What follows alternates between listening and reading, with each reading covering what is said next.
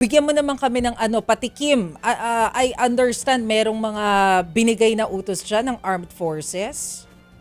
Ano to mas bilang tugon doon sa agarang pag-uutos naman ng Malacanang o ng Pangulo kayo ng umaga, di ba?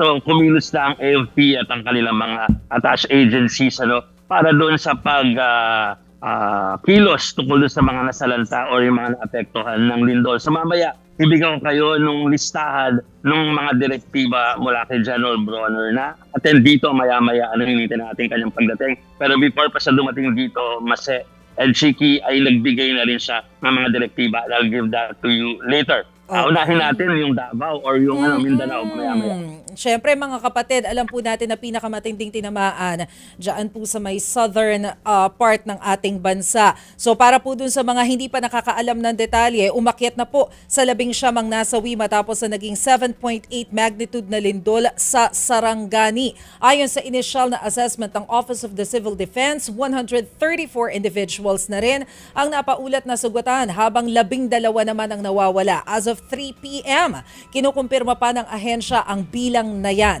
Base sa impormasyon na inilabas ng PHIVOLCS, 32 kilometers west ng Maasim, Sarangani ang epicenter ng lindol, malapit sa Cotabato Trench. Sa isang video, kitang-kita ang pagguho ng isang gusali sa barangay Dadiangas West, General Santos City. Nagtakbuhan ang mga tao sa pangamba na matamaan ng debris mula sa pagguho. Isang netizen naman ang naglakas ng loob na pumasok para maghanap ng mga posibleng naiwan at na-trap sa nasabing fast food chain restaurant. Tuloy-tuloy naman ang pagsiset up ng mga tent para sa quick response team, mobile command centers at mobile kitchens para umalalay at tumugon sa mga nangangailangang biktima ng lindol. Pinakamatindi talaga yung nakita natin kanina, Jovi Chiki, na yung fast food chain biglang gumuho. Kaya pala may narinig tayo kanina, tao, parang naghahanap pala ng tao. Doon. Kung may tao, katok. Ano pala, yung pumasok para to make sure na kung meron pang mga survivors, maalalayan o matulungan. Pero alam po natin mga kapatid, pinakamatinding tinamaan nga po dyan, southern part of our country. Makibalita po tayo mula po sa ating News 5 correspondent na si Bril Montalvo na nag-uulat po ng live mula po dyan sa General Santos City. Bril. Hi, Bril. Kasi, Joe, alam mo, napakadilim ngayon dito sa General Santos City dahil wala ng signal yung kuryente ngayon. Bril. Oo, siguro aayusin muna natin yung baka Kung pwede pwede tawagan phoner. na lang natin si Bril kasi naintindihan natin, mahina talaga yung connection dyan sa lugar dahil may nangyari talaga na sakuna na kalamidad, di natin mayaalis yan. So nakita natin nandun na si Bril, tawagan na lang natin para makakuha pa tayo ng additional details. Alam mo, yun lang journey nung team natin nila Bril mula kayo ng umaga para makapasok ng Jensen ay napakahirap daw. So papakwento natin sa kanya yan mamaya. Dahil hindi nga naging ganun kadali yung pagpasok niya dyan.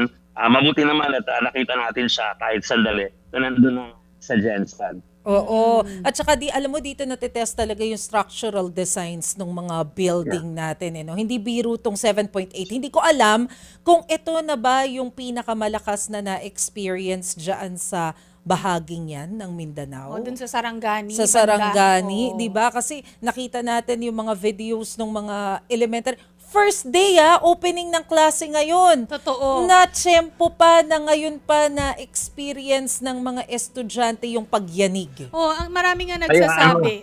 Go ahead, Jovi. Hindi, Chiki, yung isa sa mga medyo tumatak na video kaninang umaga ay yung kailangan pumunta ng mga estudyante sa open air area ng kanilang eskwelahan, di ba? Pero kahit doon, bumagsak yung parang waiting shed. So medyo dramatic yung shot na yun. Ayan, nasa linya na pala sa telepono si Bril Montalvo. Bril, kamusta ang sitwasyon dyan? Sige, ayan, hindi na ba? Napuputol ulit. Bril? Hello, Ma'am City. Ayan, go. Malinaw na, Bril. Ayan, mga lang, gabi sa inyong lahat. Alam niyo ngayon, napakadilis ngayon dito sa General Santos. Hindi ko nawalan ng atinga ng ito simula pa kanina.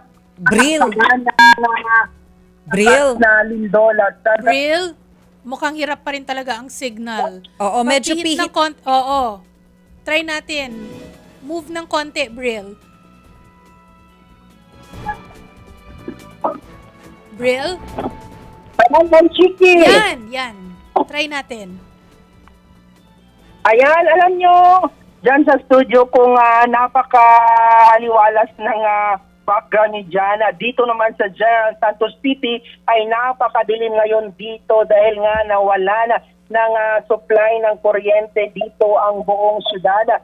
Dahil nga sa epekto nitong magnitude 7.8 na lindol kaninang umaga kung saan ramdam ang intensity 7 dito nga sa General Santos City. Sa ngayon, isinailalim na sa state of calamity. Ito nga lungsod dahil sa matinding pinsala na idinulot nitong lindol kaninang umaga. Marami mga establishmento, may mga kabahayan ang pinadapa nitong pagyanig kanina dito sa General Santos City. At nakita tayo dito sa open ground yung mga residente na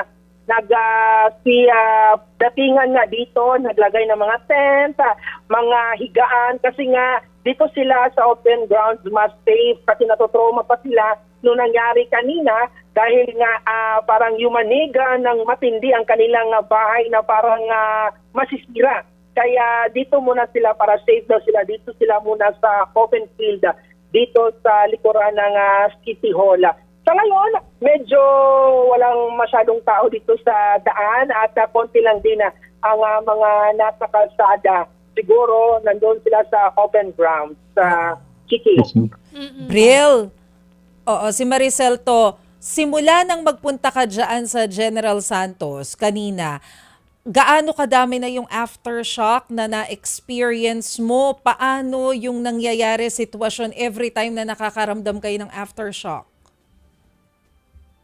Alam mo, Maricel, luckily, no? Kasi nga, although nasa higit 100 na yung naramdaman namin aftershock dito nga sa Mindanao, matapos itong magnitude 7.8 na lindol, pero hindi masyadong kalakasan nga itong aftershock, hindi masyadong ramdama. Unlike kaninang mga 7:34 na halos 3 minutong napakalakas na pagyaniga ang na-feel namin dito sa Mindanao. Kaya maraming infrastruktura doon sa Davao City, may mga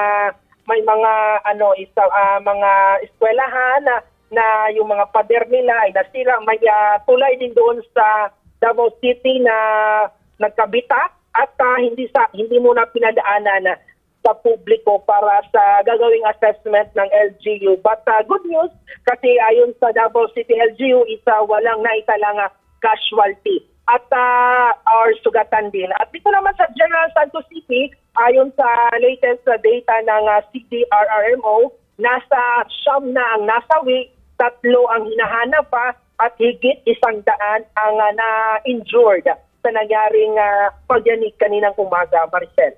Nasaan ka, Bril, nung yumanig yung lindol kaninang pasado alas 7 ng umaga? Nandoon kami kanina ng aking team sa Davao City, specifically doon sa Santa Ana Central Elementary School kasi nga nagko-coverage kami ng opening of class back soon. So, luckily, ongoing yung flag ceremony at wala pa sa kanilang mga classroom. Ito mga estudyante nung yung lindol. Kasi siguro kung nandoon sa classroom, baka nagpaanig pa palabas ng classroom, at least nandoon na sila sa open field doon sa kanilang kung saan isinasagawa ang kanilang flag ceremony, malayo sa mga debris. So, yun yung pinapasalamatan ng principal doon. At wala namang nasugatan doon. At agad nagsuspinde ng klase at mga trabaho sa gobyerno ang lokal na pamahalaan ng Davao City matapos nga ipagyanig kaninang umaga. Pero may kinukwento kanina si Jovi. Tama ba, Jovi, na nahirapan Yes. daw kayo na pumunta dun sa Jensan? Ikaw na nga, Jovi. Kamusta? Oo, kakamustahin lang natin siya kung yung biyahe nila from Davao. Pupunta diyan sa Jensan kung nahirapan ba sila. Although parang naging medyo matagal, Bril. Alam mo, Jovi, swerte naman Sada sa sa aming tinatahat na daan from Davao City to General Santos City. Yung may mga kalsada na nasira is doon papuntang Cotabato, dito papuntang Sarangani, Maasim. Yun yung mga hindi namin nadaanan. So far, so good naman yung nadaanan namin papunta dito sa General Santos City. Okay, good. That's good to hear. Mukhang kailangan na umalis ni Brill. So, Brill, maraming salamat sa iyong updates.